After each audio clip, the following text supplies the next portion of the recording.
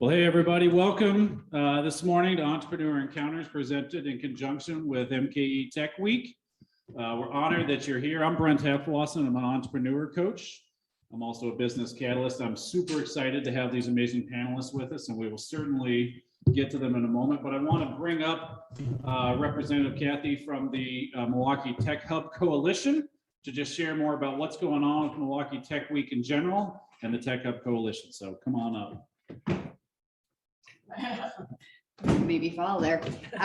So first of all, thank you all for being here. I'm Kathy Hendrich. I'm the CEO of the Milwaukee Tech Hub Coalition. First of all, Milwaukee Tech Week is really an opportunity to celebrate our startups, our innovation, and our tech here in the region. We are already a tech hub. There's over 80,000 tech employees in the region. It's almost 10% of our economy. It's a significant portion of our economy. And so it's wonderful to be here today.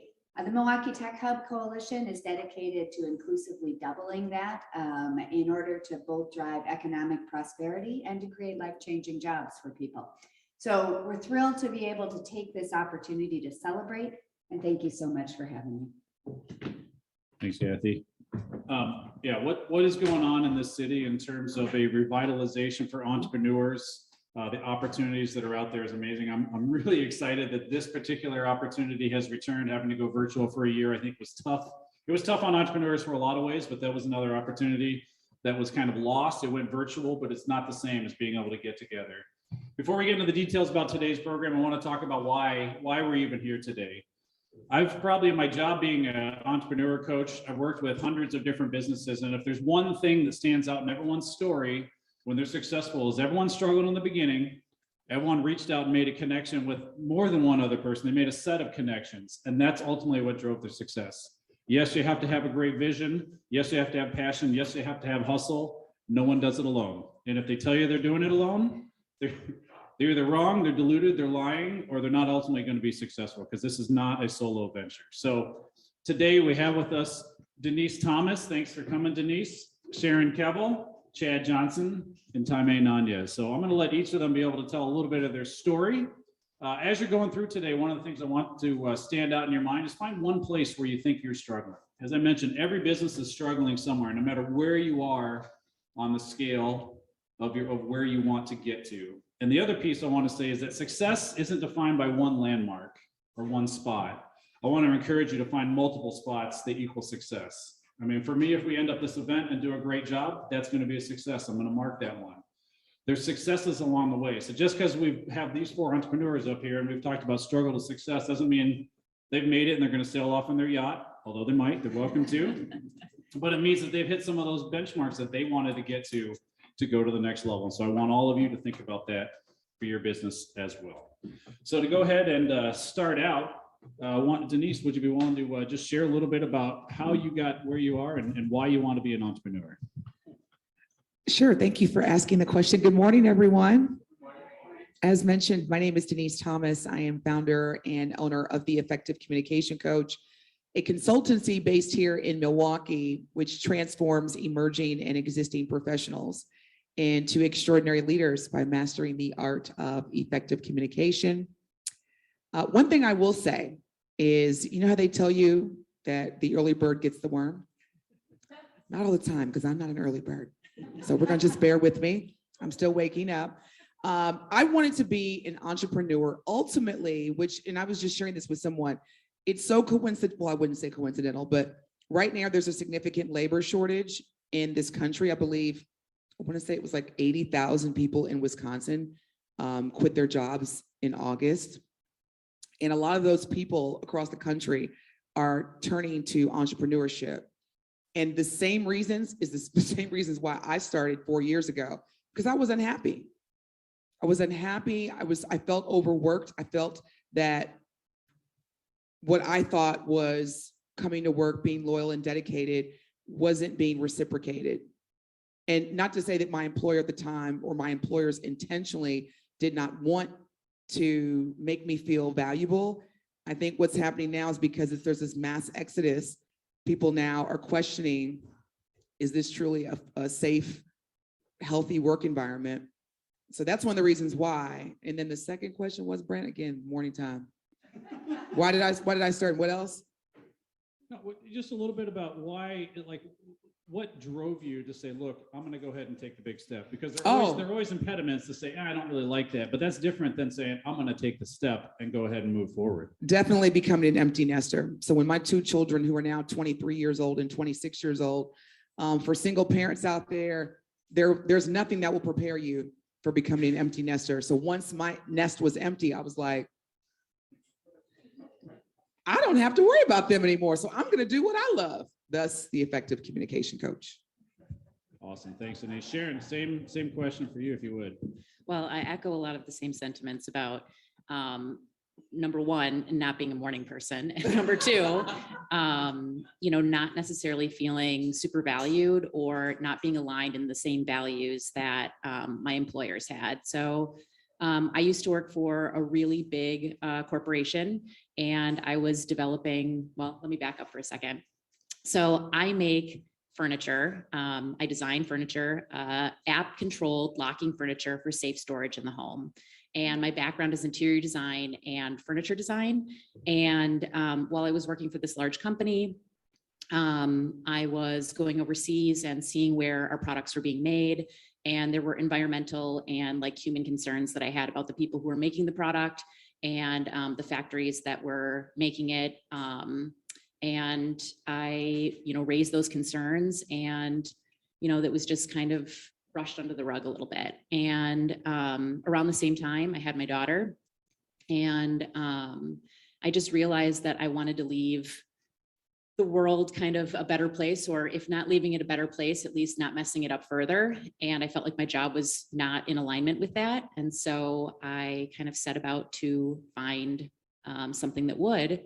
And I left that company. I went and worked for another company and thought that that would be sort of the end all be all, and realized it wasn't. So I set about to making the company that I wanted to work for. And, that looks like environmentally sustainable, sustainable for the people who are working for the company, and making a great product that actually is a durable good, that's not made to be a throwaway product.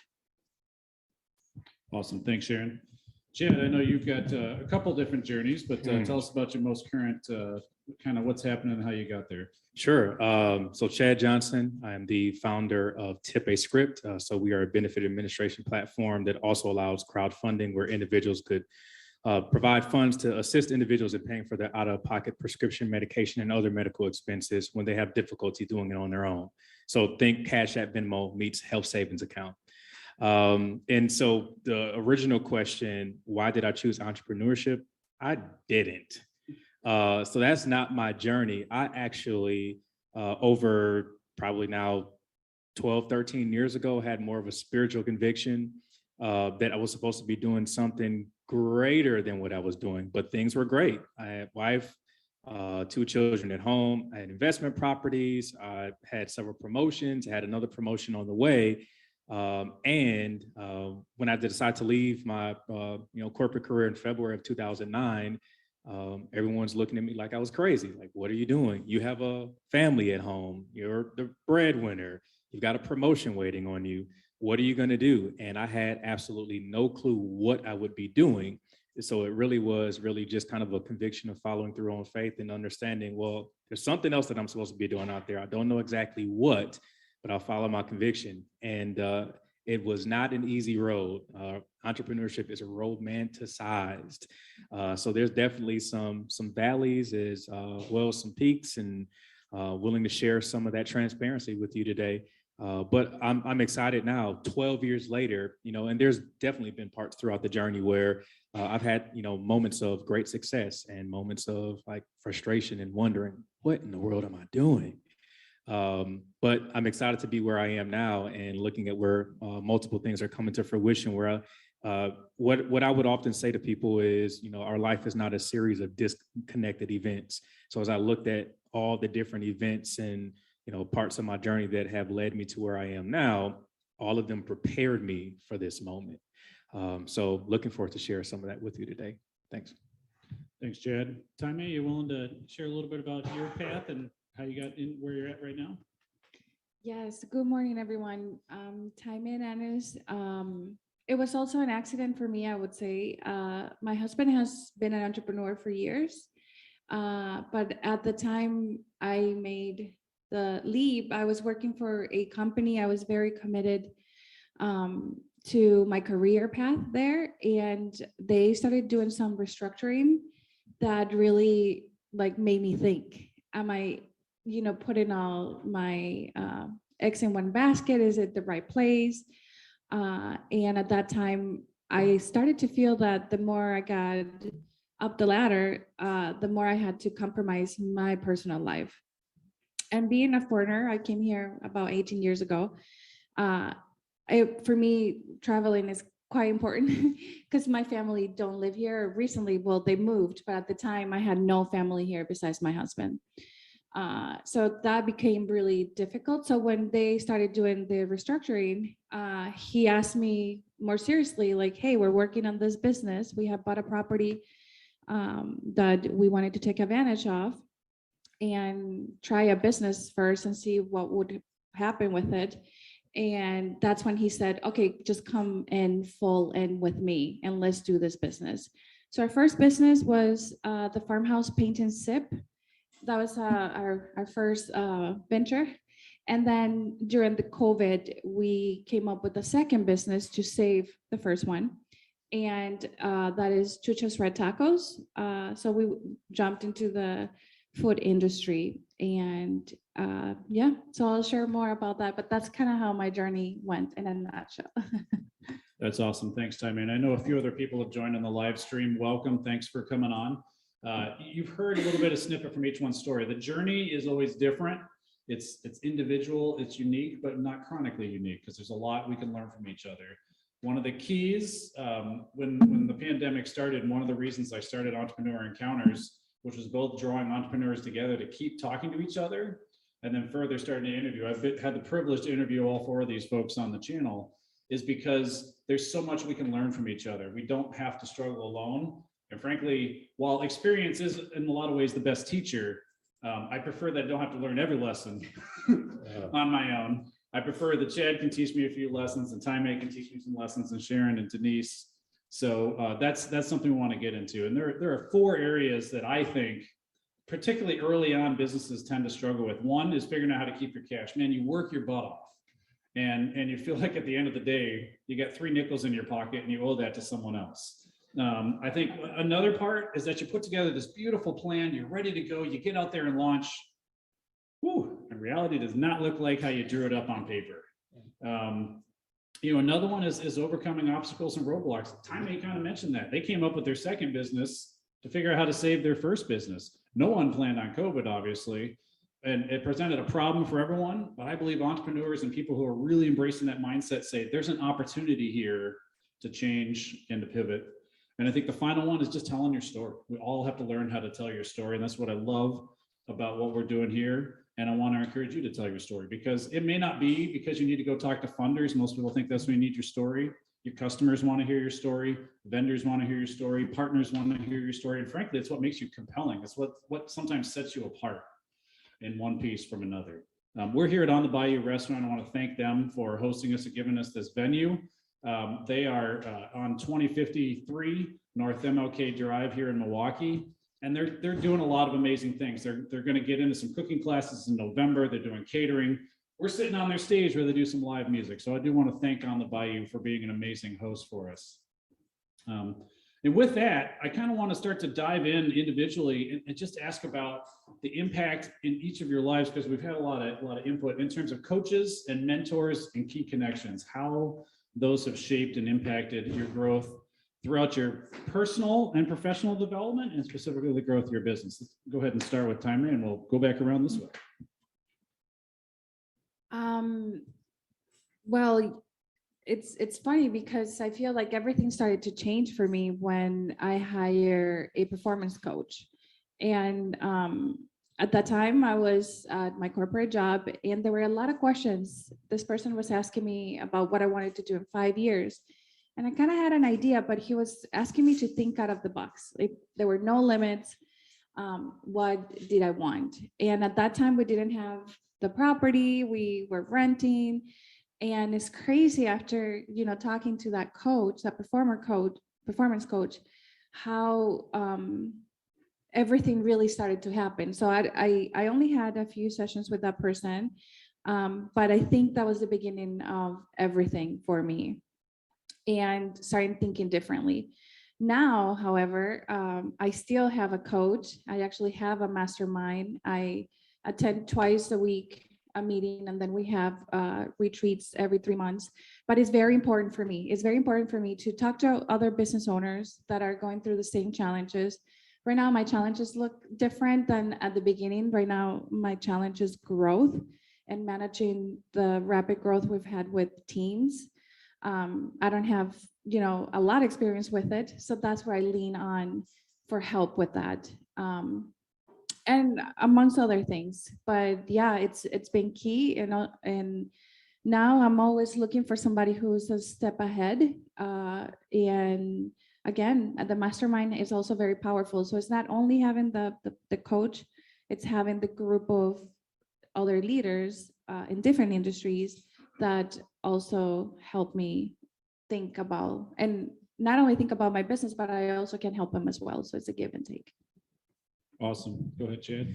Yeah, I'll start by saying something that there's a phrase that I hear many people say that actually irks me because it's not true. A lot of people will say that they're self-made, and I can't stand that phrase. I just can't, because it's not true. I don't think that it's not true in any context. No one's self-made. I don't care how hard you grind, how difficult your journey is. There was still someone who was looking out for you, whether you were aware of it or not, directly, indirectly. So nobody is self-made. So as you think about, there were some indirect mentors, advisors for me that weren't necessarily seeking to be in that role and capacity. When I left my corporate career in 2009, I didn't know exactly what I would be doing, right? So I called it, I got non-income generating busy. I was doing a lot of stuff. It wasn't generating any income. I was just out there. People were like, hey, Chad, could you come over here? Yeah, I could do that. Hey, could you come over here? And just wandering aimlessly, I'm available, all right? But what I learned kind of through those first several years of just being engaged in different opportunities is by default, I learned somewhat to do and what not to do just by observing the people that I engaged in and encountered in that journey. That's something I can extract from them. And that's something I learned that I don't want to do. I don't want to look like that or represent that. And so it wasn't planned. I wasn't seeking out advisors. It just was counsel that I was getting directly or indirectly just through the journey. Fast forward to where I am now, even with my new health tech startup, there is someone who saw my executive summary and reached out to me. And the interesting thing about starting a business is there's a lot of people who want to help, in quotations. So you got to be very leery about who's seeking to help and what they're offering and what their capabilities are and what you really need. But there was an individual who saw my executive summary and said, hey, I've been in this industry for 30 years. I exited my company in 2019, and I think I can help. I just want to help. He's like, I want to show you that I've got some connections that could potentially help. And so for the first 3 to 4 months, this person helped me at no charge, didn't ask for anything. They just made connections and helped me make some pivots, understand my roadmap, articulate some things, understand how to move forward. And after that, then they came after 4 months and said, okay, are you interested in formalizing our relationship? And so their goal was to, really display that they were able to add the value to establish trust. We built an effective relationship. And now as I'm getting ready to kind of build and develop, and launch the startup to come to market, they'll come on as my COO, right? And so that, has been very invaluable for me to have someone who has already been there, but they've come in and have established a sense of trust and engaged me at that level. And so definitely, I find myself waking up every morning, I know I'm not supposed to say this. I'm like, I don't know what the heck I'm doing, right? I don't know if anybody else has had that feeling for you. I don't know what I'm doing right now. This is beyond me. And that forces you to understand you can't go at it alone. When you get to that point, I think that's really that tipping point when you're realizing I need other people on my team because this is well beyond my capacity or my experience. So yeah, I've had some great advisors directly and indirectly over my journey, and definitely would remind everyone that nobody is self-made. Awesome. Thanks, Chad. Sharon? Yeah, I agree with that. Nobody is self-made. And one of the big things that, I look to when building the business is finding those blind spots that I had and finding people who had that experience that could potentially help. And what that looked like at the very beginning of my business and what it looks like now are two different things. In the beginning, when I started, I had 4 different advisors that I worked with. Some of them were paid, some of them were unpaid, and they all helped me with different things. Brent, you were one of those people. You helped me out a lot with like the financials and things like that. And what my business looked like when I first came to you with a business plan and what it looks like today, completely different. Now what I'm looking for when I'm looking for help and assistance or advisors are more like tactical things. Working with people who have experience in marketing and, product market fit and things like that. Just really looking for the tactical things that will help get my business to the next level, as opposed to some of the formative things and foundational things that I was looking for when I first started. Yeah, 1 second, Denise. I want to highlight one thing. If you're taking notes at home, Sharon's business now didn't look a lot like how it started in the plan. I would say that tends to be true for a lot of entrepreneurs. So while it's good to have a vision, it's important to have a vision. Don't let that limit you and become tunnel vision where you can't see those other opportunities that are around the corner. Denise. So 3 things for me. One is intentionality applied to relationships. The second is knowing that your network is your net worth. And 3, one of the things, or I wouldn't even say things, when you're looking to start your business, there's all these formalities. You have a business plan and it's very necessary. But one of the things that entrepreneurs disregard or discount that is very, very important, especially in the current climate, is your mental health. And so in terms of whether you have a product or a service, remind yourself that you are pouring yourself into others every day. And if you do not have a mental health advocate or support, i.e. for me, I'm in therapy and I also have a life coach and I also have a personal trainer, because your physical health is just as important as your mental health. And a lot of people don't talk about that when it comes to entrepreneurship. And, everything that our distinguished panelists is sharing is extremely relevant and valid.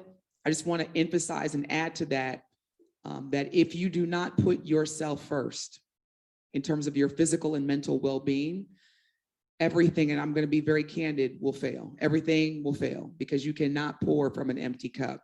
So again, I've been very intentional. When COVID first hit, I literally fell to my knees and I was like, what the boop? And I remember I had logged on to an online church or a church that I attend that obviously went virtual. And Bishop Hines was like, what are you going to do? What are you going to do now? You can't give up. You're not new to adversity. So now what? Your why will never change. The how may need to be reinvented, but the why is always the same. And when I heard that, I immediately just started creating what I envisioned as still being the effective communication coach experience. However, again, I knew that this was something that no one had ever experienced, so there wasn't a playbook or a blueprint. And I also know that as a Black woman, there's so much stigma associated with mental health. Like, you're a strong Black woman, just be strong. And I'm like, no, I'm not doing this by myself. So just be very intentional about what you need to pour into you before you start pouring into others, whether it's a product or a service. Be very intentional about your network. Social capital is everything. And a lot of, excuse me, a lot of people ask me all the time, you know, what's been the secret to your success? There is no secret. However, one thing that I've been very, very focused on is giving people an experience. So that way they'll tell 10 of their friends, and then their 10 friends will tell 10 of their friends. And by the time I realize that I don't have to invest a lot of money in marketing, advertising, because I have people doing it for me. And that's where you really see the impact, is when other people will speak on your company's product or service behalf, and you could just focus on being you. And then again, I cannot emphasize enough, make sure after you have the accountant and you have the business coach, make sure that you have a mental health advocate. Cannot stress that enough. And it's not about affordability. There are plenty of companies, organizations, therapists that will support wherever you are in terms of your financial affordability, whatever. But make sure, if you don't do anything else as an entrepreneur, take care of your mental and physical well-being. May I add to that, Denise? I want to say this is great because I never hear, you know, other entrepreneurs talking about this, but this is something that is so true, because I do have also a therapist, life coach. I've had her for years now, but last week or the week before, I went in and I explained to her, like, there's times that I react in a certain way to a situation, like chaos. And then there's other times that I act so different. And I'm like, what's the difference? And she was able to coach me and tell me exactly, okay, well, we walked up through the exercise and everything.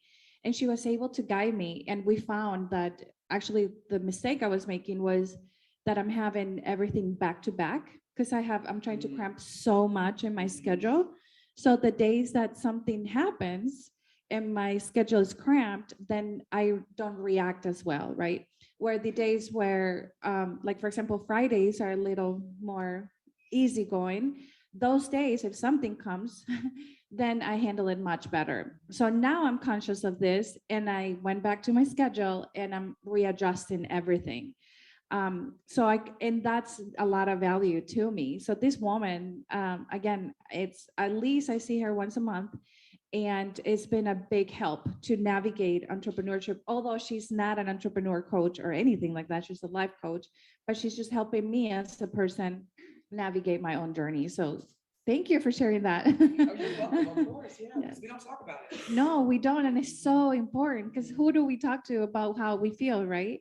So it's good to have somebody outside that can help us and guide us.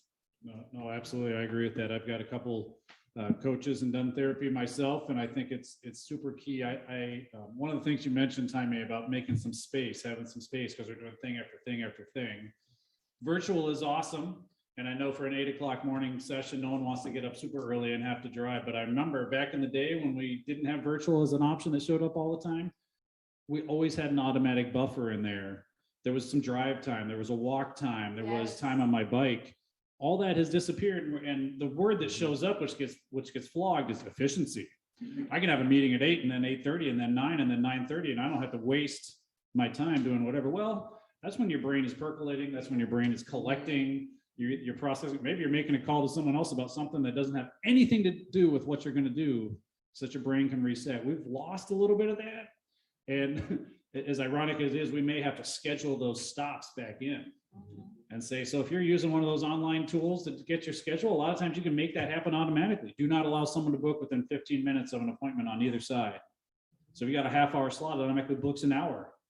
One, maybe you want to take some notes and remember what you talked to someone about. We're not machines that we're going to remember everything, but take that opportunity to care for yourself. I appreciate you bringing that up, Denise, and time there.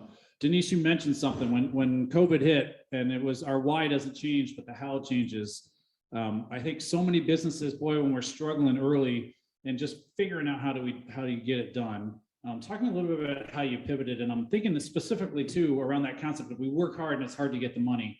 How do you make some of the money last when you're in that like struggle, pivot, change, reinvent scene? You know, how do you make sure that at the end of the day there's enough to hit your goals and that you're willing to invest in yourself. I love how you talked about investing in yourself for mental health. That's a great example.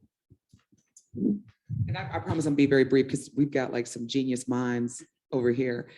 So here's the thing. Wealth is subjective. There are entrepreneurs who will say, you know what? I want to make $40,000 net every year and I'll be good. There are some people that are saying, hey, you know, I want to make $1.4 million. So however you determine what success looks and feels like from a income standpoint, do it, go for it. Don't get consumed with what is being determined as this is where you should be. For me, I'm very commerce driven. I've shared this with Brent before. If it ain't making money, it ain't making no sense. And yes, I said ain't. I'm from Evansville, Indiana, public school. Shout out to Evansville public school system. So I'm very commerce driven. So that means that for me, I want to make as much money as possible because I'm someone I'm not inherently wealthy, but I always knew growing up that I wanted to have a certain lifestyle. The great thing about entrepreneurship is that you own that, whatever it looks like in terms of income, you own that. So I don't work against, and that's another thing too, we can talk about that later. If you're coming from corporate or you're coming from an employer into entrepreneurship, you have to decode your brain. Because a lot of your mindset is based on what you experience in corporate or your employer, which is, I have a fixed income. I make a certain amount of money either once a month, you know, twice a month, or on the 1st and the 15th. When you become an entrepreneur, that changes. Now, don't get me wrong. There'll be some days and some weeks where it's like, there is nothing coming in. And then there will be days and weeks where it's like, oh my gosh, I'm so tired of going to the bank. This is exhausting. So with that being said, I look at it like this. I define what income looks and feels like for me. I work towards that. I also will say, I want to go to Aruba. I want to go to Turks and Caicos. I want to go to London, and I want to go to Paris. So what is it going to take in my bank account to get to that? Y'all hear me what I'm saying? Like, you no longer have to manage against a fixed income. You have a vision and you say, this is what I want to do for me, for my family, whoever, and work towards that, if that makes sense. Because it used to be where when I worked in corporate, okay, this is the amount of money that I made every 2 weeks. These are the bills I have to pay. This is what's left over. Bam. Now it's like, okay, this is everything that I want to do for me, for my family, for my business.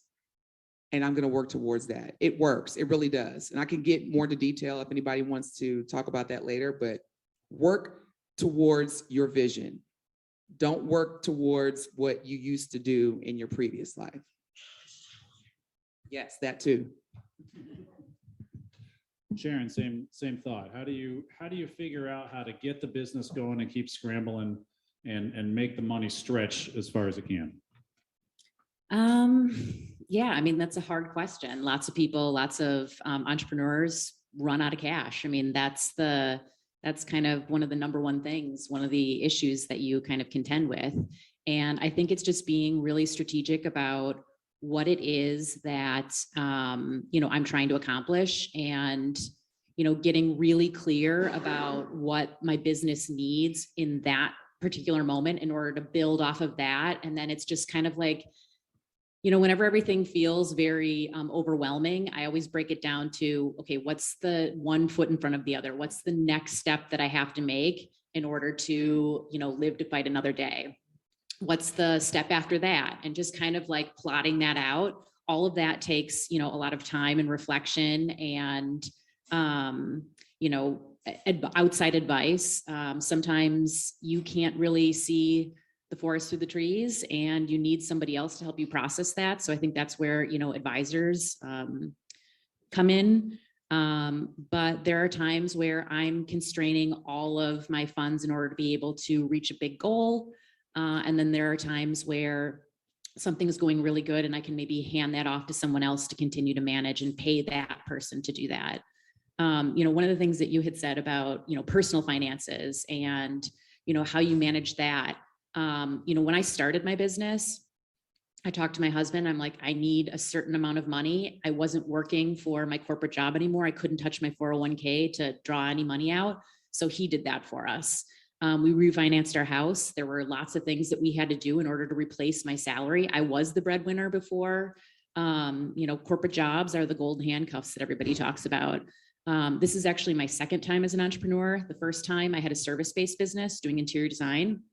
And when I went to that corporate job, I remember every time I direct deposit, and I would everybody at work thought I was insane. I would pull up my phone. I was like, hey, I got paid today. And everybody's like, yeah, we all did. And I was like, but you know what the great thing is? I don't know where any of that money came from. I don't know how many, shirts were sold. I don't know how many, what had to happen in order. That money is magic to me. Whereas when you own a business, you know where every dollar and cent comes from.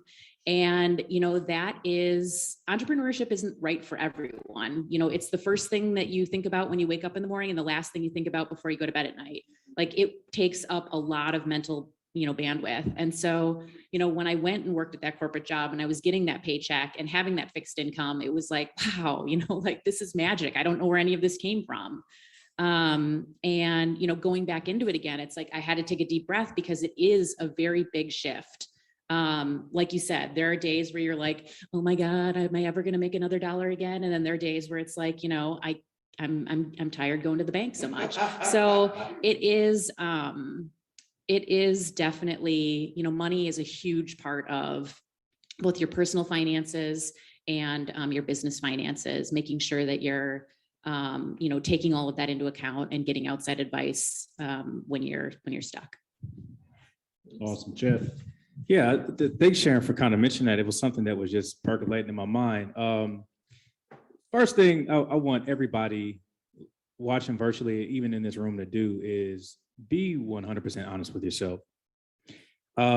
Everybody is not supposed to be an entrepreneur. Everybody's not meant to be an entrepreneur. One thing we also need to make sure that we don't do is, and I come from the environment, but to a certain extent, downplay or down talk the positions and careers that you have, because the reality is that started from an entrepreneur. So the jobs that we all held and that many of the wonderful people in here and that are watching virtually have is because an entrepreneur or a group of entrepreneurs started a business.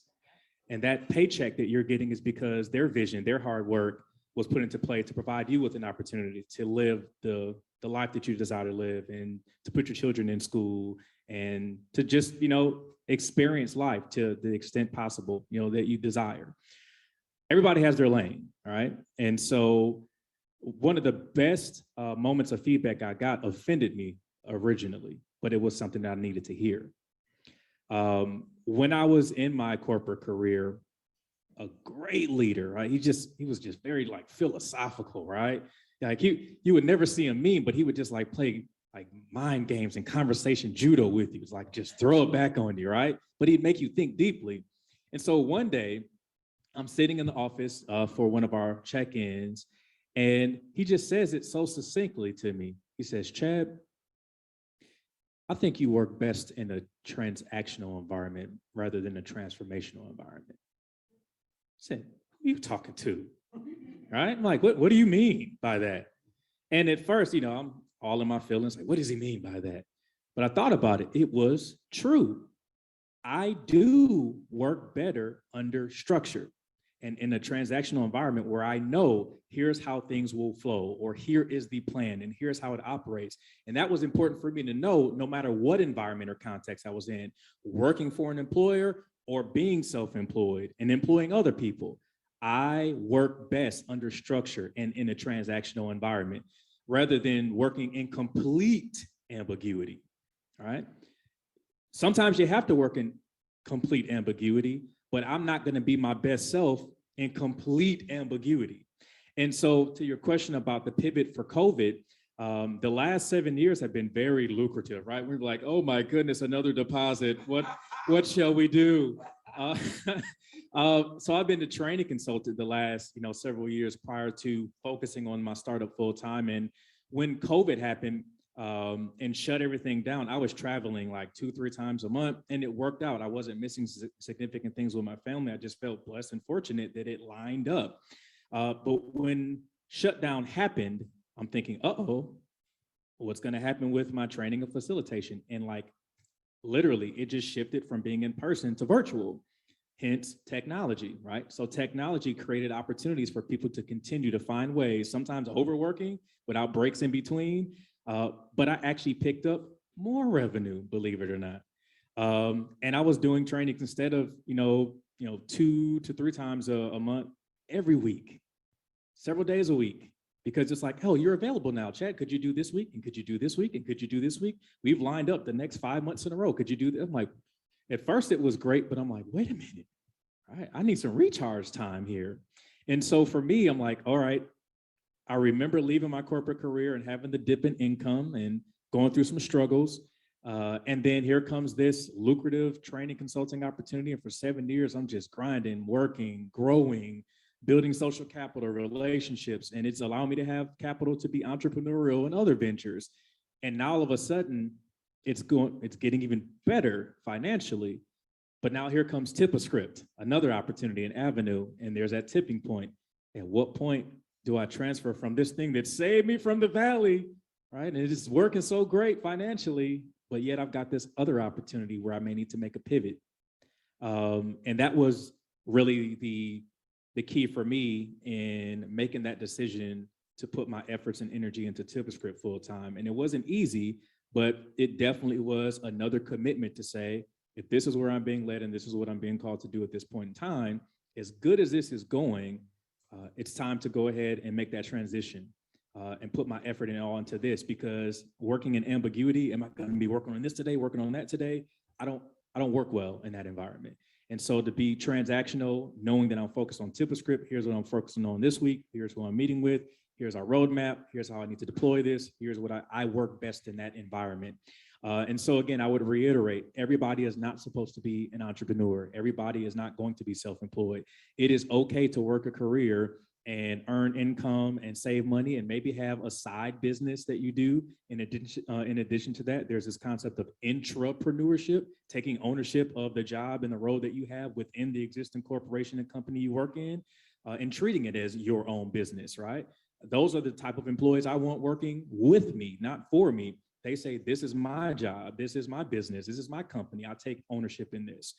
So just be honest with yourself. Get that feedback from folks who are going to tell you those things about yourself, and understand you may not have the grind to be an entrepreneur.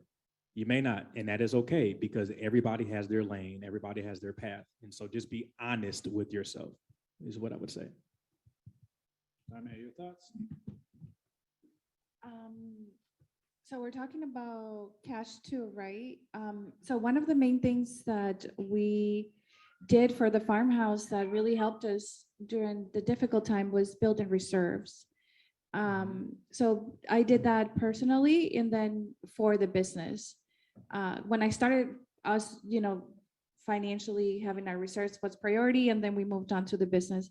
Now with Chucho's, because it's a newer business, actually, this is our focus for this year. We have reserves, but not enough. So we want reserves of at least 3 months.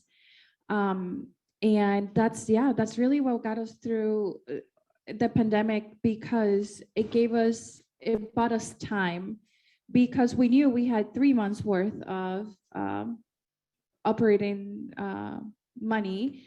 We were able to completely shift, obviously take care of the one business. We took that business online, but it was not doing what we needed it to do. Plus, we didn't know how long this was going to last. And that's when we were able to really take our eyes off and focus on the next strategy. We had several ideas, and the food truck was the one that stuck. And at that point, we even said, okay, what's the worst case scenario? It doesn't work, but we sell the food truck. There's demand for the actual truck. And yeah, so now that's what we're trying to do, build the resource for this business. Again, because it's grown so much, the overhead is much larger. So that's our main focus. It does make me nervous though, because I'm like, oh my goodness, I've always rely on that. Although my husband is the person that you're mentioning, which is he's more on structure. He's more of the visionary. And, he, on the other hand, always give me a hard time. Like, why are we having reserves? Like, why is this money sitting here? We could be doing this. So the pandemic helped me prove that, hey, it is safe to do this for the business, and we cannot actually save our current business, but we could start new things. So this time around, he's like, yep, I'm on board. Like, let's get there. This is going to be our Q1 goal. So let's, do it. So that will be my best advice. And again, do it personally as well. Because I knew that, yes, if something happens to the business, personally, we are still going to be okay. And it's going to give us time to do the next thing. But thank goodness we didn't have to go to that extreme. So. Yeah, I appreciate all those shares. One of the things I focus on when I work with entrepreneurs is how to grow their business and also accelerate their profitability. But we talked about finding other people to get connected with. One challenge that tends to come up, it seems to be that talking about money is like the most sacred thing for entrepreneurs. Like I ask, how are you doing? Fine. Like, it's like, coach, I can't coach fine. Like I got to get some details. And then eventually, like in the last 5 minutes or whatever session you have, someone's like, yeah, I've got 2 weeks of cash left. I'm like, oh man, I wish you'd come like 3 months earlier. So if you were even like not sure, get with a coach, get with a mentor, find another business owner. I think you'll be surprised how much entrepreneurs, we kind of love sharing our stories. Honestly, we love helping others. It's part, I think it's part of the ethos, and I'm feeling it particularly in Milwaukee with a lot of entrepreneurs. People want to give back. If they can help another person succeed, it's an avenue that we have. So I want to encourage you, reach out to someone. Do not wait until there's only 2 weeks of cash left. That honestly is almost impossible for anyone to figure out how to dig. There's still some things you can do, but gosh, it's much better when you say I have 2 months of cash left. And that includes with how your business is going. Start early, don't ignore it. It doesn't go away. So with that, I want to move a little bit into what happens when reality doesn't match our plan. And there you got tons of examples. Feel free to lean on any, but I'd just love to hear an example from each one of you about when you had a plan, reality showed up, how'd you deal with it? Tammy, you want to take it first? Yes. Well, I think going back to it, right? The pandemic was not in our plans. Actually, we had waited 10 years to start a family, and I was pregnant also at the time. So I think above all, when this hit us and I was 5 months pregnant and we had to just reinvent ourselves, the main thing that we did was we went back to the basics, and it was pretty much asking ourselves, like, this is what entrepreneurship is about. So one of the things I learned from the coaches I follow, I can afford him right now, but he has programs and it's great. I don't know if you ever heard of him. His name is Tony Robbins. If you ever need like some sort of boost personally or for your business, I highly recommend his YouTube channel. But bottom line is, he said, don't get attached to your product or service. If you're an entrepreneur, your job is to actually serve your clients, serve the community, and solve a problem. If you focus on that, you will always be in business. So that was one of the biggest things I took. I think actually that was on one of his conferences, and that stuck with me. And I think that has become now part of me, where I'm like, no matter what happens, even if something again happens, either business, I am confident now that I could come up with something to serve the community and remain in business. So that's pretty much my approach, because plans, I'm big into plans. Don't get me wrong. My background is in accounting. So I do plans, business plans. I review plans for like what happened and set the ones for next year. So I do have all these things in place. I rely on them to just feel like, okay, I have a vision of where we're going. But at the same time, I'm flexible. I know that it can change, but I know I have what it takes within me to make it happen. So I know that sounds cheesy, but it is true. Yes. Jed? Boy, plans not working out how you intended. As much as I enjoy structure and operate best in structure, and was pretty risk adverse, leaving my career with, a family at home with nothing lined up, was completely polar opposite of like how I operate, right? So it clearly was a step out on faith. Here's the transparency moment. So leaving my career in 2009, I may have had like, maybe a couple months worth of salary, got paid out, with vacation, some other things. And so I'm just thinking like, oh, things are gonna go well, right? I'll figure out my purpose. Those first couple years, man, this was during the previous recession, right? So 2008, 2009, economic downturn, everybody's just hustling, selling homes, just inflating stuff. And it was just crazy. So I leave my career during that time. And I had to be broken. And this is kind of just a spiritual, like many plans are in a man's heart, right? I just had to be broken to some things to kind of just be built back and understanding it's not about me. And I didn't think I was operating that way maliciously, but I just had to learn like, it's not about me. After leaving my career in 2009, for the first 2 years, I really didn't generate any income. My wife was a teacher in the classroom, and her salary was frozen for 2 years because of the economic downturn. And we lost our primary home to foreclosure, all right? So you go through all that stuff, right? I'm a man not providing for my home, fortunately enough, my wife had, her salary, she had, health insurance. So we were at least taken care of in that regard. So it wasn't like the worst case scenario, but you've heard that phrase, like you feel so low, you're looking up at the belly of an ant. That's how I felt like, what the heck am I doing? And I heard that from other people like, Chad, what the heck are you doing? Go back to work. So folks were coming at me like, man, I got a cousin that sells lotions, man. If you need to get some money. I mean, they were just like, what are you doing? College education, everything. And I'm stepping out on faith and I'm putting my family through this. But one of the most significant things that happened is the day that I came home to tell my wife, Robin, in February of 2009, I said, I believe I'm leaving my career. And she literally, her words verbatim were, if this is where God is leading you, I trust you, right? And that's probably the best support I could have ever gotten. Didn't expect it, but that's what sustained me through those years, like of just fighting through, working through.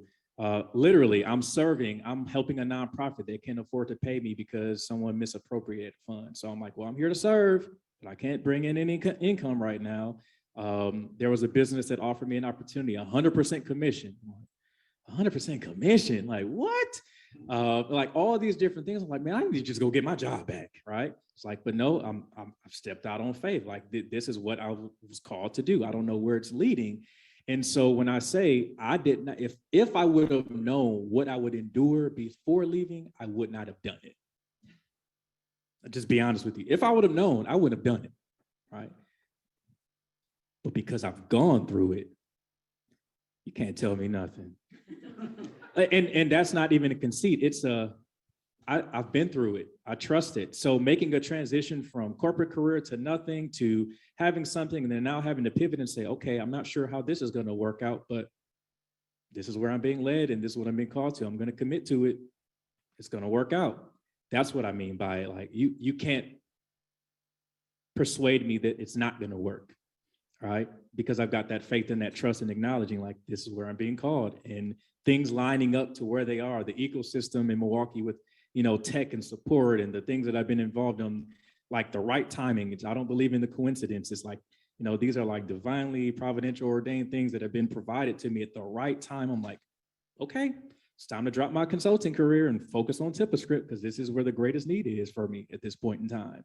And if I did not go through the valleys and the journeys to be stripped of a little bit of myself, to understand that it's not about me, I wouldn't be in this position. Again, did I enjoy it? No, I did not enjoy getting the sheriffs knocking on my door saying, you guys got to pack up. I didn't enjoy that at all. I didn't enjoy someone saying, if you want to stay in this home, you can rent from me, right? And so I'm paying rent to someone who bought my home that I bought previously. Pride. ooh, that hurts. What do? You keep moving, you keep grinding, you keep working, you keep serving, and opportunities present themselves to you. So I did not plan that, but I'm the better for it. And again, I'm not saying that's going to be everybody's journey, but you have to be prepared for, the things that you didn't plan for, and you got to keep grinding and keep persevering through it. So those were some tough moments, but again, as I look back on it now, it's just strengthened me and my fortitude and where I am now. Thanks, Chad. Sharon? So Chad, I love a lot of what you said, what you shared. Thank you for sharing all of that personal stuff. It's important for people to understand that, it isn't necessarily a straight line. And I personally am not a religious person, but I do have a lot of faith. And I think that's one kind of thread of, continuity through all of us, or similarity between all of us, is that, if you have to have a really deep personal conviction about what it is that you're doing and what it is that you can accomplish. And if you do not believe in yourself, nobody else will believe in you. That's one thing that I've learned. You have to, kind of like what you were saying, Chad. I always believe that no matter what's thrown at me, I'm always going to find a way out. I use the personal mantra, like, be like water. Water finds a way, whether it's destructive or, look at the Grand Canyon. I mean, it's be like water, find a way to get to your end goal. I have so many pivots and changes in this current business. I don't even think we have time to get into all of it. I could keep you here all day long. But one of the biggest pivots that I made was going from, initially, I had set my business out to be furniture made in the USA sustainably for independent hotels and senior living. So short run manufacturing. And thankfully, right before COVID, I had pivoted to to basically what I have today, which is more of a direct to consumer, personal residential furniture brand. And, 3 months after we made that pivot, COVID happened. And I was like, oh, thank God, because two of the businesses that were sort of, shut down, obviously hospitality, nobody was, adding new hotels or building new spaces. All of that dried up, and senior living, everything was like locked down so that old people didn't die. And those businesses are still slowly coming back. The one thing that did take off was everybody was home in their homes, 8 extra hours a day, Zooming, and annoyed with their surroundings. So home furniture sales went through the roof. And unfortunately, like through most of 2020, we were still building our line. So we weren't able to take advantage of that huge boom, during the summer months. But, that was something that was a really, felt like kind of a divine sign that I was on the right path. The second pivot that we made that was important was sort of in service. I don't remember which one of you said it, but being in service and to your customers. And that was something that initially, when I built this business, it was, or I shouldn't say initially, when we pivoted, it was app controlled, smart locking furniture for people who use cannabis. So basically think of it as a liquor cabinet for your weed. And people loved it. I got a ton of press based on it nationally. And when I would tell people I make app-enabled locking furniture, people would be like, oh, for like guns and alcohol? And I'm like, no, for weed. And everybody would be like, what? Like, why? Like, I don't get it. So after a while, we had customers who were saying, oh, I'm using it in my Airbnb to lock up stuff, when I'm not there. I'm using it for, prescription medications, for jewelry, for money, for laptops, for, I use it with, I bought it for my kid for their first apartment. And so I just kind of was like, we're in this really narrow niche, and it is costing us in terms of, financial. In case you aren't aware, weed is still federally legal. And with that are issues with banking and advertising. And so, we pivoted in order to basically be able to reach a broader customer, but also to, make life easier for us so that we would be able to advertise, we'd be able to bank and not have to worry about having somebody call us and say, hey, guess what? Your assets are all frozen. So those are kind of the two big pivots that we've made. Yeah, you didn't need a sheriff knocking for you on that one. No. That's a great example, by the way. I talked earlier about that vision. You don't want your vision to turn into tunnel vision. And so Sharon was able to take her concept that was already built, but now broaden who's going to do it. And your customers, oftentimes they drive it. Like you may keep saying, no, this is my customer avatar. Like I drew it up. It can't change because I drew it up and this is who it's supposed to go to. But hey, man, if other people are buying it, keep your eyes open to that because that may be your next amazing opportunity. But if you're locked in and dialed down, you may miss that opportunity. Denise. I'm a little bit different because I think in this thing called life for me as a single mother, and I kind of went through everything that Chad was talking about before. And I was very adamant about when I start my company, my business, however you want to classify it. Oh, I'm done living check to check. I'm done not being able to have an abundant life. And I'm very unapologetic for it. I declared in January of 2020 that I was not going to apologize to anyone for my success. And for some of you that can't relate, you have to remember my identity as a Black woman, I'm not supposed to be winning. That's just the reality. As a Black woman in this country, I am not supposed to be winning. I'm not supposed to look the way that I look. I'm not supposed to sound the way that I sound. And I share that with each of you because there are some harsh realities that are a part of your life and your identity that you are going to have to unlearn based on how you were conditioned.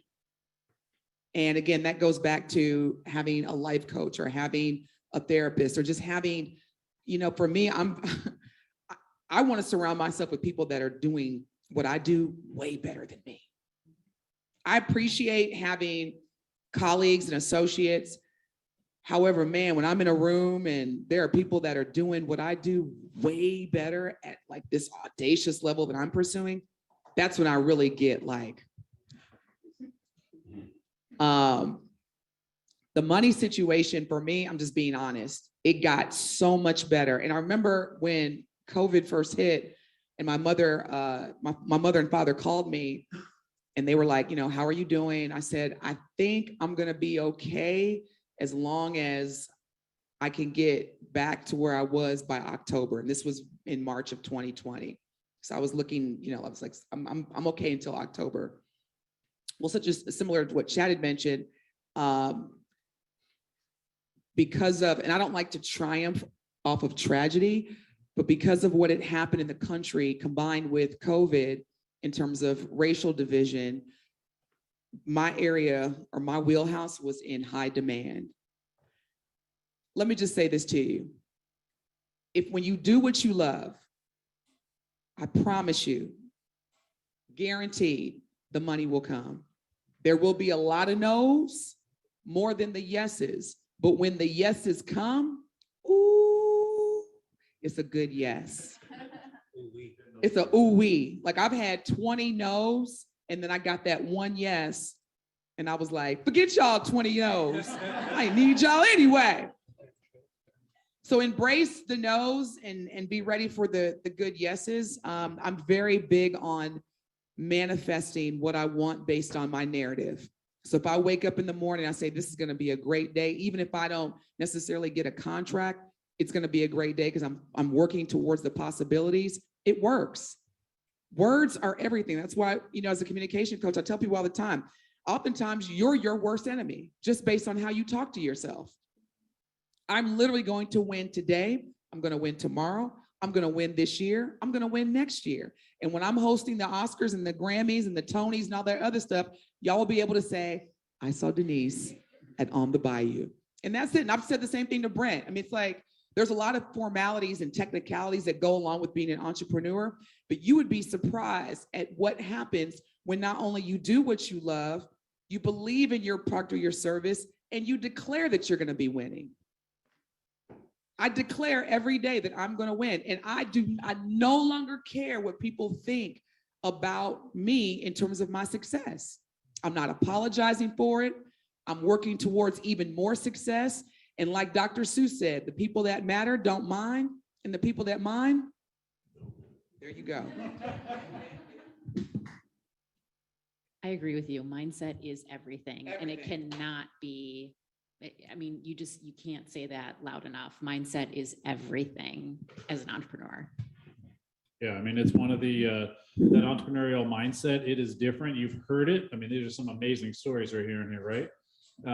You've heard about that, and you got to have that focus.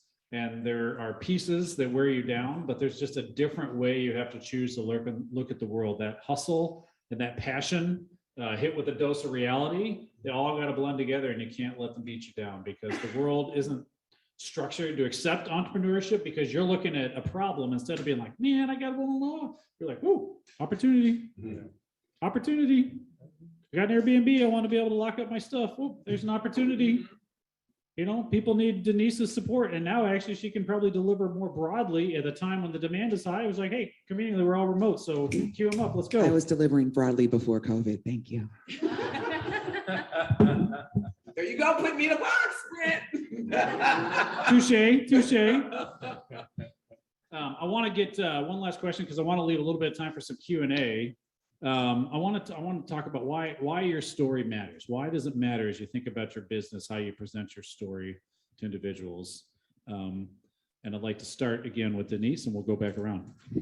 It's the reason why documentaries on Netflix are so popular, because people want to know, like, what is your story? How did you become who you are? And that's why I love watching documentaries about people that I admire. If you haven't seen the Quincy documentary on Netflix, please watch it. Because Quincy Jones is one of the most, in terms of just his longevity and the artists that he's worked with, the artists that he's built, just incredible story. My story that I always share people, and I'll just do this in a very 10-second version, is a lot of us in this room have been conditioned to believe that this is where you can go. There's this finish line, and there's this level. And we've been conditioned to believe that. As an entrepreneur, remind yourself that no one can fire you. No one can fire you. You will never be laid off. You may have to do things differently, but you are seriously in control of your destiny. My story is this: you see the after, but know that I know what it's like to have my car repossessed. I know what it's like to have my utilities disconnected. I know what it's like to literally have negative $2.30 in my pocket, and I have to still feed my kids. I know what that's like. I've been there. That's why I'm not apologizing for my success now. Know that everyone has a story. Appreciate their before. Find out, like my brother Ruben, he has an incredible story. He is kicking and taking names, and he's done that based on his ability to be humble, but yet also have a passion for other success and sharing his story in terms of how he's transformed. So if you haven't connected with Ruben, please connect with him. He's got an incredible story, but definitely know people's story. So when you see me and you're like, man, Denise is doing all of this, please know I did not inherit anything. But what I am getting from both God's grace, mercy, and blessings, as well as my ability to be ambitious, I'm not apologizing for. And I would encourage, especially the women in the room too, start focusing on you, start pouring into you. I love the fact that the Milwaukee Tech Hub CEO is a woman. I love that. Keep being great and don't apologize for it. Love what you do, tell your story, and just wake up every morning with the mindset of, I am going to win. I'm going to help others win as well. Thank you. I'm the effective communication coach. Yes. If I would have said something black, I would have been like, she's what? That's her job? Got to walk your brand. Love it, Denise. Right. Thank you. Sharon. I think it's important for all of us to share our stories because we are all, everyone on this panel are underrepresented founders and we're all doing it. And you can too, if that's something that, makes sense for your life and it's something that you really, have a passion and a drive to do. I don't know if the statistic is still the same, but it used to be before the pandemic that less than 2% of venture funding goes to women founders. And it's like a fraction of a percent that goes to Black women founders. And, I'm one of those people that sold equity in my company. I did it. I'm not the multi-million dollar equity sell that, people on the coasts are doing, but I did sell equity in my company. I did it. I did a lot of pitching. It is possible. It is possible in Milwaukee. You just have to network. Going back to what you said is your network is your personal net worth for sure. So yeah, I think that's Awesome. Thanks, Sharon. Chad? November 2019, I'm going through the Atlanta airport with my mother, airport that I frequented often and was used to getting off the plane, getting my luggage, getting my rental car, and getting where I go within 20 minutes. But that particular day, I'm watching my mother, and it hits you. Many of us who were fortunate enough to see our parents age, it hit me. My mother's getting older, right? You just see your parents at a certain age forever, like they're going to be young and vibrant, but she's moving slow. And we got to wait for a cheer to come get her. And people are just passing us by. And I'm like, I'm in my rental car by now. But my mind shifted at that moment where I started thinking of someone else. And I said, how do I make sure that the latter days of my mother's life end well? I said, I'm doing well now. My family's doing well. Training consulting, restored, bought another home. Money's great, other businesses. How do I make sure my mother's well? And so I started thinking, like, what am I going to do? Do I just need to do more training consulting? Like, well, then I'm going to be more, distant away from my family to support my mom. I was like, that doesn't make sense. Like, what is it? So it was heavy on my mind. So when you talk about declaring things, and it's just heavy on my mind. How do I make sure that my mother's latter days end well? And literally, that's where Tip a Script comes from. So we're in my brother's house in Atlanta for Thanksgiving 2019. We're watching Shark Tank. During commercial break, my mother says, what do y'all think about helping seniors pay for their meds? I'm like, what are you talking about, Mom? She's like, well, God gave me the name Tip a Script 25 years ago. I was like, well, what the heck is Tip a Script? She's like, I don't know. That's where you come in. Figure it out, right? Help people pay for their meds. And that was the answer. I'm thinking of someone else other than myself, right? It's not about me. That was the journey, and the lesson that I had to learn in the beginning. It's not about me. And so she shares Tip a Script, and I come back to Milwaukee, and what happens? As soon as I get back to Milwaukee, I go to the kickoff for the forum event, right? After the forum event, I kind of launch a few months later, meet with some techies to help me understand this tech space and get some wireframes and some user stories. And then I get into an accelerator, the Blueprint Accelerator. And then I do Summerfest Tech Pitch Competition. And then I get back into another accelerator. And then I get into Northwestern Mutual Black Founder Accelerator. 755 people apply across the nation. I make it into the top 5, only one here from Milwaukee. Non-technical founder. And then after that, I ended up yesterday press release, the very first investment for Gateway Capital Fund.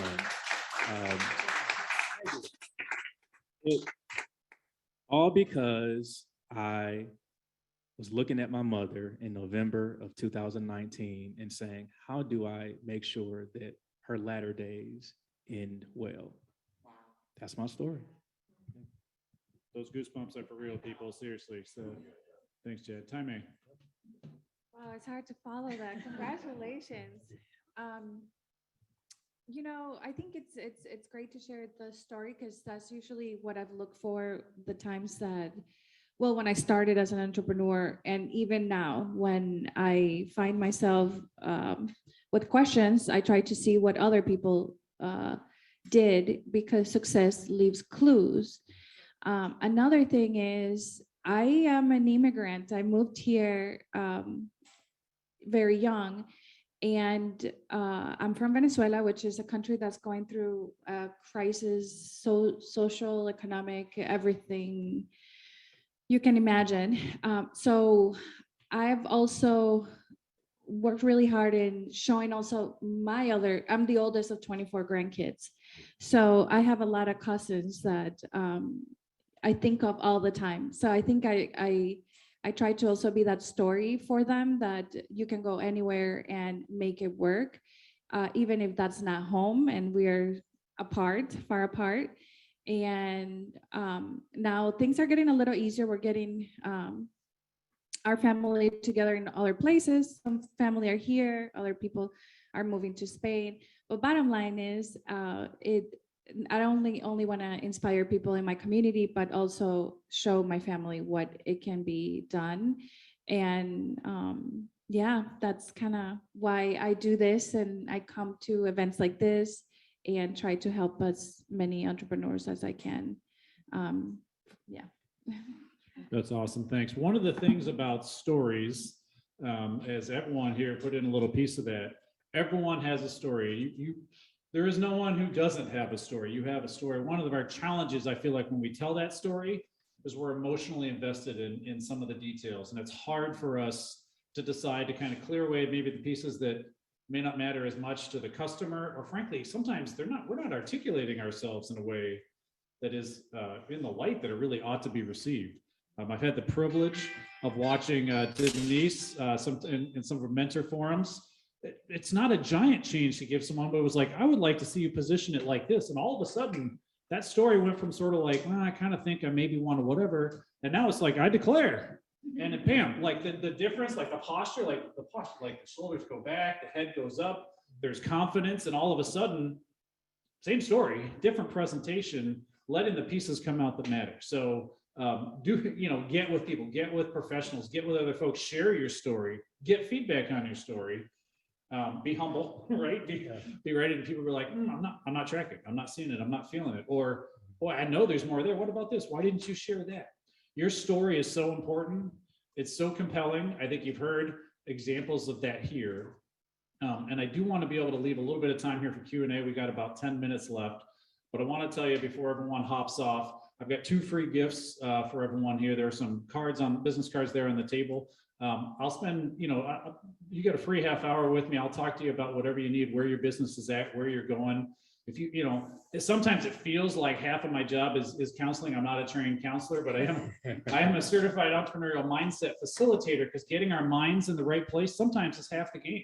Mm-hmm. Sometimes people feel like, I just want to talk about what I'm going through. And is it, am I normal? Basically type of question, right?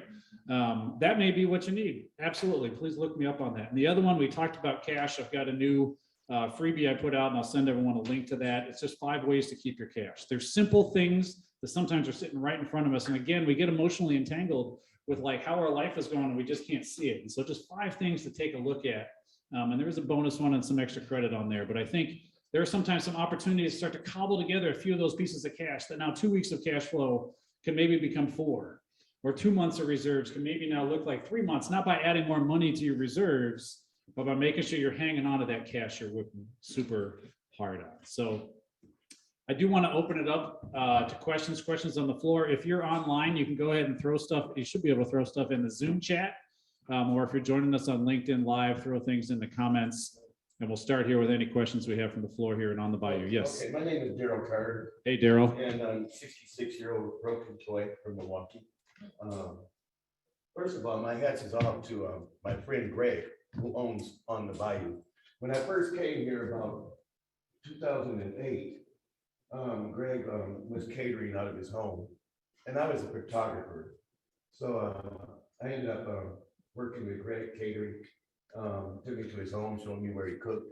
And then all of a sudden, he turned it into all of this. And this is fantastic. It's a fantastic place. Good job, Greg.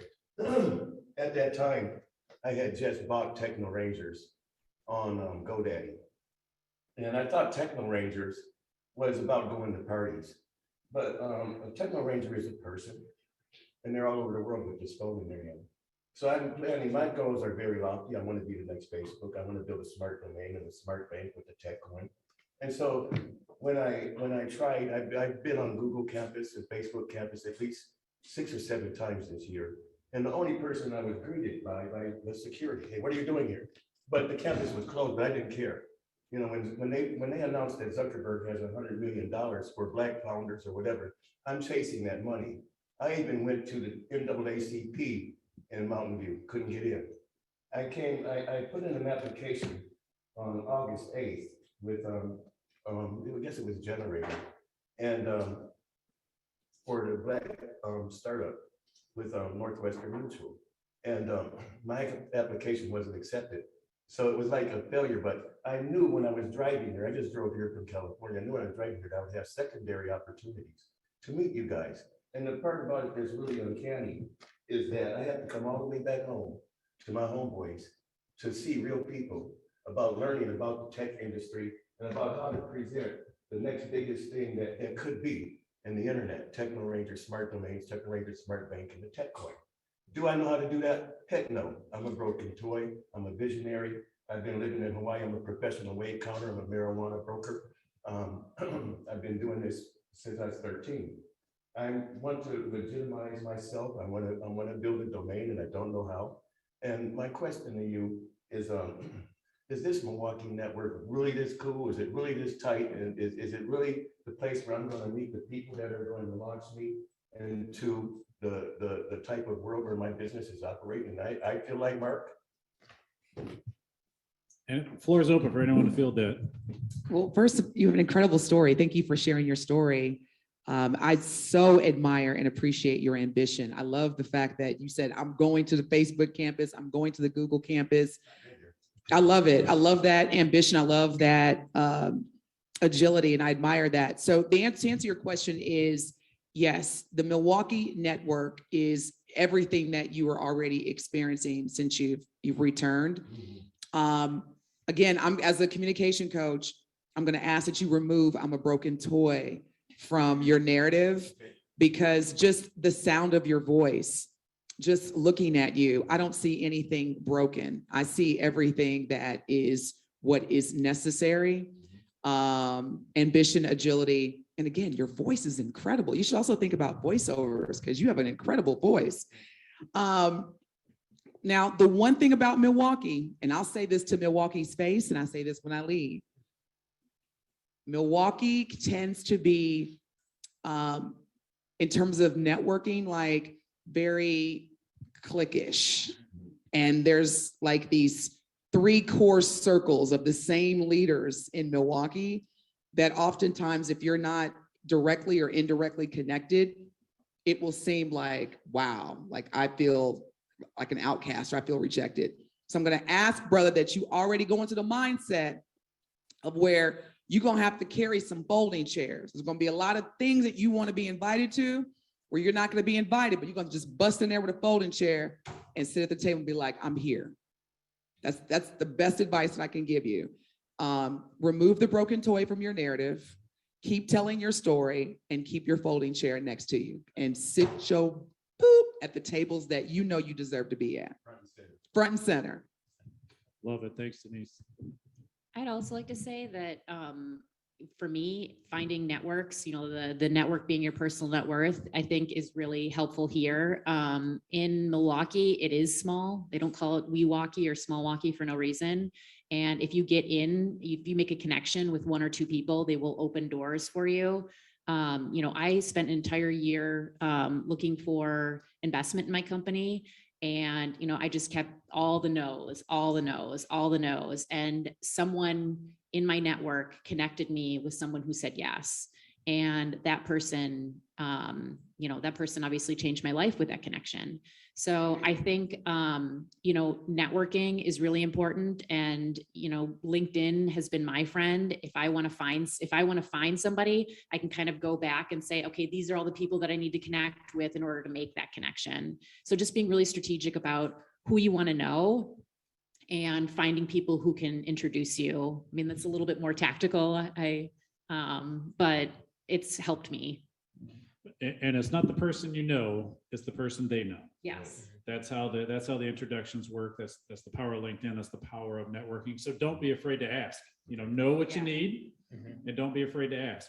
Because a lot of times there are these good networking meetings, and it was like, wow, Chad, that was really great to meet you. And you guys kind of hang up the phone, and then that was it. Versus like, wow, Chad, that sounds really awesome. Hey, by any chance, do you know put your ask out there. He may say no, he may say yes. He may come back 3 days later and be like, Brent, I was thinking about it and this name came to mind, or I was having another conversation. All of a sudden I was like, ooh, you guys need to get together and meet. So don't discount those. The more seeds you plant, you will get some crops growing. You will be able to yield a harvest. So let's grab I don't know if anything's coming in online on the chat. So let's go ahead and, yes, go ahead, sir. How you doing? My name is Jamari Happy. I just opened up a smoke shop, make it a year next month, November 23rd. And Where is it at? 415 East Center Street. Love it. Rep your Center. And this lad, like me coming up on my first year, I noticed that I was bad with my money. I didn't keep a ledger of all my what I made every day. And like right now, I'm going through the process where I'm borrowing money from my wife. You know what I mean? So she's my backbone at this situation. So I'm good for the next 3-4 months. But what advice or what mentor could you lead me into, you know what I mean, for my next 5 years to be good? Go ahead. I think there's a couple of things. The first thing will be you need the business to pay you. I know that that sounds sometimes difficult, and sometimes we're like, we just want to like everything that money the business brings in, we consider it like our money, right? And I think if you separate the two, that will help you. Like, you'll know, like, okay, these are my bills. This is the least my business can pay me, or the base pay. And then if you have any profits, then you can take, profits will be like after you pay expenses, you have money left, then you can decide, look, I can invest it, which means like buy more things for my shop, or I can build a reserve, or I can pay me more. But the bottom line is, and this is what I did when I made the jump from corporate to my business, my first business, I made sure from day one, we were on payroll, because that's where we get tangled with our business.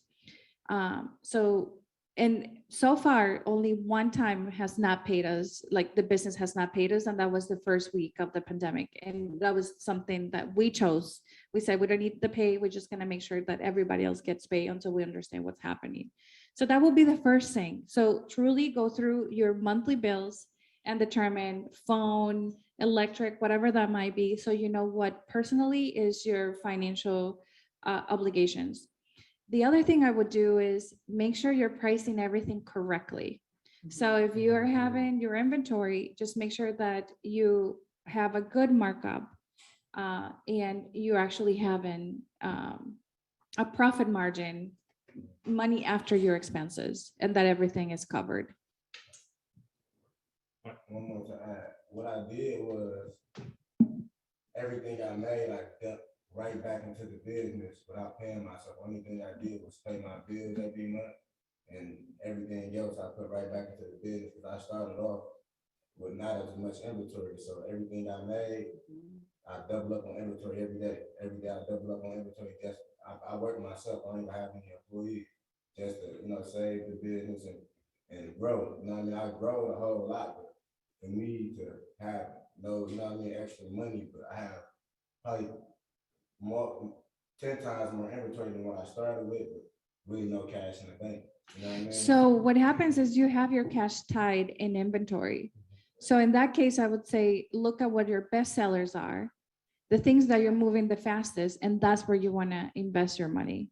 Because if you're buying other inventory that is not moving as fast, then you have your money parked in there. So it's not that you have not made money, if that's the case. It's just that your currency is in tangible things instead of cash. So yeah, maybe that will be the focus, because if you're paying your personal bills, that's a way of paying yourself. You know what I mean? Yes, just write it. I feel like, yeah. I just met one yesterday. Okay. Yeah, just write everything down and look at your bank account. I'm coming up to my first year, so my dad told me, he asked me how you been doing your cash deposits, and I told him no. Yeah, you've been investing in your business and building back in, and that's a valid way to grow. I know Sharon's got one comment, and then I want to respect everyone's time, and we can certainly talk after the event as well. Somebody said before that, you need to be in service to your customers. So what Timmy was saying is, find the things that are the wins, go through your inventory, and where the things that are selling like hotcakes, keep buying more of those things, talk to your customers. Anybody who comes in, it's like, what do we have? Or what are you looking for that we don't have here? And start, talking to people, use it as you're still trying to find your, product market fit. So, in order for you to kind of, live to fight another day, you need to be talking to people to figure out what exactly it is that they want in order to keep them coming back into your shop every day. You could start talking to people about, having some kind of like employee loyalty program where if people are coming in and buying from you multiple times a week, maybe some of your inventory that's not selling, if you can afford it, you can offer those at a deep discount to those people. What can you do to try and get rid of the product that isn't moving, whether it's a discount or a giveaway or something to draw people in, and then really kind of invest your money back into the things that are moving or that people are telling you that they will buy from you.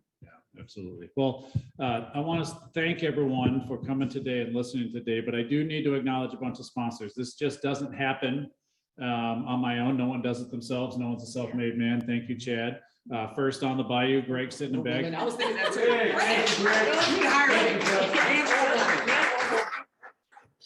No one's a self-made person. No one's a self-made person. Thank you, Denise. That's why I keep Denise. Denise keeps me honest and keeps me humble, and I love her for it. I really do. So on the Bayou, do check them out. Do come on Fridays for some of their live music. They've got catering. You're gonna love that. And in November on Tuesdays, they've got some cooking classes. So you want to check those out. Chris Crane Productions. Chris Crane's back there too. Chris, wave your hand. Chris has been immensely helpful.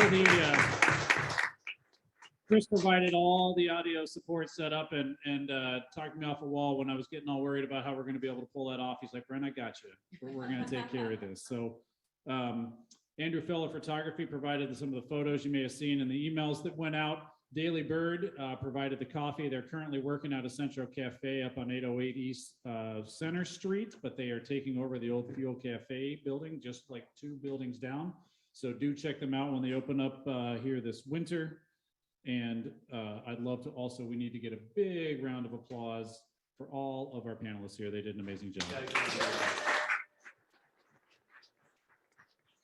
With that, again, I'm Brent F. Wilson. I do encourage you as an entrepreneur, coach, and business catalyst, book some time with me, reach out, get a hold of that freebie on how to keep your cash. And thanks for coming. Do go check out more stuff that's happening in Milwaukee Tech Week. So thank you again. Thank you.